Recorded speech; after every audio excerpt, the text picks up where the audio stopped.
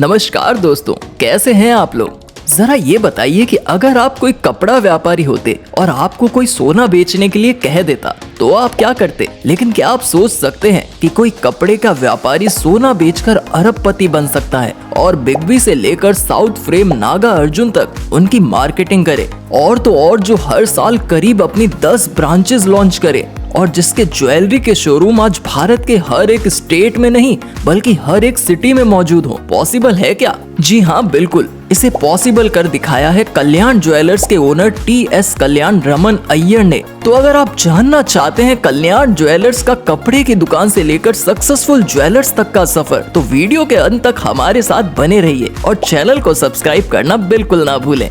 तो दोस्तों, ये कहानी है एक ऐसे आम आदमी की जो दिखने में बिल्कुल साधारण दिखता है, धोती और सैंडल पहनता है। क्या आप मानेंगे कि वो कल्याण ज्वेलर्स जैसे ब्रांड का सीईओ हो सकता है? और तो और इनके पूरे भारत में अब तक 154 शोरूम हो सकते हैं, नहीं ना? तो इस सफर की शुरुआत हुई 1993 से, जब कल्याण ज्वेलर्स की नींव रखी गई और इनका हेड ऑफिस बना त्रिशूर में, जिसे आज भारत की गोल्ड कैपिटल कहा जाता है। लेकिन अगर आप ये सोचते हैं कि ये इनका खानदानी व्यापार था, तो नहीं, आप गलत हैं। दरअसल कल्याण ज्वेलर्स के अध्यक्ष और प्रबंध निर्देशक टी.एस. कल्याण रमन के दादाजी कपड़े की एक मिल चलाते थे और दादाजी के व्यापार को आगे बढ़ाते हुए इनके पिता ने भी कपड़े का व्यापार किया और इनके 4 भाइयों के बीच में उस जमाने में इनकी 5 दुकानें हुआ करती थी। एक वक्त तक टी.एस. कल्याण रमन कपड़े के व्यापार में ही अपनी धाक जमाए हुए थे और इस व्यापार में इनके व्यापार की वजह से इनका सिक्का भी अच्छा खासा चलता था। लेकिन इन्हीं के ग्राहकों ने इन्हें ज्वेलरी बेचने का आइडिया दिया और बस वहीं से शुरुआत हुई कल्याण ज्वेलर्स के शानदार सफर की। लेकिन ऐसा बिल्कुल भी नहीं था कि किसी ने इन्हें ज्वेलरी की दुकान खोलने के लिए कहा और उन्होंने तुरंत जाकर अपना व्यापार बदल दिया, बल्कि इन्होंने इस आइडिया पर सोचा, विचारा और अच्छी खासी रिसर्च की। गोल्ड ज्वेलरी का शोरूम खोलना था, तो इसके लिए उन्होंने कोची कोट्टयम और तिरुवनंतपुरम में ज्वेलरी के बारे में अच्छी खासी जांच परख की और फिर वापस लौटकर इन्होंने अपने शहर त्रिशूर में सभी ज्वेलरी के शोरूम की खूबियां और कमियों को बारीकी से परखा और इन्हें कुछ बातें समझ में आई, जैसे कि आसपास के इलाके में जितने भी ज्वेलरी के शोरूम थे वो ज्यादा बड़े नहीं थे, ना ही उनके पास वैरायटीज थी। इसके अलावा भरोसे की कोई गारंटी भी नहीं थी और ना ही मार्केट में गोल्ड की कीमतों में समानता थी। तो बस इन्होंने कुछ अलग करने की सोची और त्रिशूर में 4000 स्क्वायर फीट में गोल्ड शोरूम की ओपनिंग कर ली और इसका नाम रखा गया कल्याण ज्वेलर्स। लेकिन इसकी खास बात क्या थी पता है? इन्होंने मार्केट की सभी कमियों को एक शोरूम में पूरा कर दिया, जैसे कि वैरायटीज का अच्छा खासा कलेक्शन था, रेडीमेड गोल्ड ज्वेलरी अवेलेबल थी, बार्गेनिंग का झंझट नहीं था,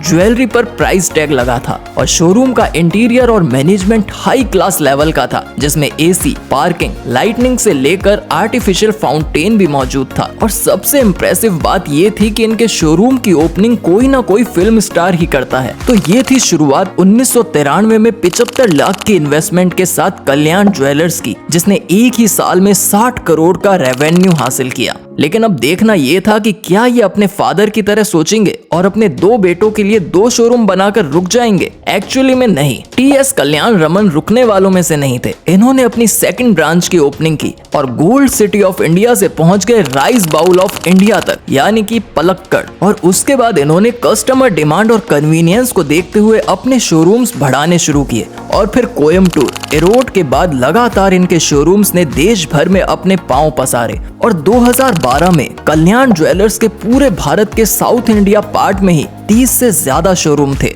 लेकिन अभी इनका दायरा सिमटा नहीं था और ये चल पड़े नॉर्थ इंडिया में अपनी जड़ें जमाने और 90 करोड़ के मार्केटिंग बजट के साथ बॉलीवुड के बिग बी यानी कि अमिताभ बच्चन को इन्होंने अपना ब्रांड एम्बेसडर बनाया और फाइनली इनकी अहमदाबाद के शोरूम की ग्रैंड ओपनिंग हुई। इसके बाद इन्होंने लगातार केरला, तमिलनाडु जैसे स्टेट्स में अपने शोरूम की ओपनिंग की और ऐश्वर्या बच्चन से लेकर नागा अर्जुन और प्रभु देवा तक को अपना ब्रांड एम्बेसडर बनाया। लेकिन अभी तक कल्याण ज्वेलर्स की पहुंच चेन्नई तक नहीं थी, लेकिन इनकी सफलता की गाड़ी रुकने कहां वाली थी। और बस फिर क्या, 2015 में इन्होंने चेन्नई में 40,000 स्क्वायर फीट का भारत का सबसे बड़ा शोरूम खड़ा कर दिया, जिसमें 600 किलो गोल्ड से शुरुआत की गई और 250 करोड़ की बड़ी इन्वेस्टमेंट के साथ इस शोरूम की ग्रैंड ओपनिंग की गई। और फिर लगातार हर साल इनके कई शोरूम ओपन हुए और अब शायद ही कोई ऐसा शहर हो जहां कल्याण ज्वेलर्स की धाक ना हो।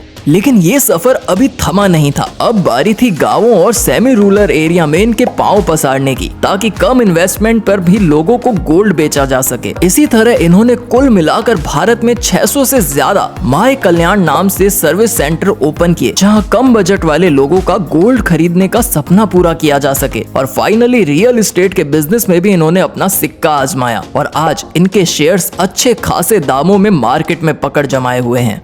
तो दोस्तों, ये थी कहानी कल्याण ज्वेलर्स के शानदार सफर की। और आज कल्याण ज्वेलर्स के हेड टीएस कल्याण रमन अय्यर अपने दोनों बेटों और अपनी कोर टीम के साथ पूरे भारत में अपनी पकड़ जमाए हुए हैं। इनकी सभी ब्रांच में मिलाकर 10,000 से ज्यादा एम्प्लॉइज काम करते हैं और 1 बिलियन की नेटवर्थ के साथ इन्होंने फोर्ब्स की लिस्ट में भी अपनी जगह बनाई हुई है। तो इनकी कहानी को देखकर सीखा जा सकता है कि कैसे एक 12 साल का बच्चा मसाला डोसे के लालच में अपने पिता के साथ दुकान पर जाता था और बिजनेस के स्किल सीखकर आज भारत का अरबपति व्यापारी बन चुका है। तो दोस्तों, कैसी लगी आपको कल्याण ज्वेलर्स की ये शानदार स्टोरी? कमेंट सेक्शन में बताइएगा। साथ ही चैनल को सब्सक्राइब करके ज्यादा से ज्यादा लोगों के साथ शेयर करें और ऐसी ही कई नई स्टोरीज को जानने के लिए बेल आइकन प्रेस जरूर कर लें।